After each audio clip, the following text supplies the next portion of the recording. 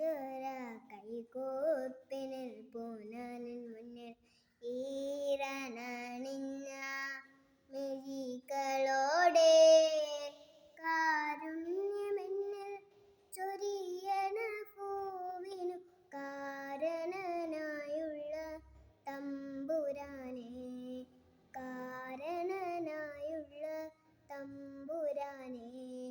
അച്ഛനും അമ്മയും എന്തു പറഞ്ഞാലും അക്ഷരം തെറ്റാതെ അനുസരിച്ചും ഉള്ളിൽ വെളിച്ചം പകരും ഗുരുവിനെ ഉണ്മയെ സ്നേഹിച്ചും ആദരിച്ചും, ഉണ്മയെ സ്നേഹിച്ചും ആദരിച്ചും ഈശ്വര കൈകൂ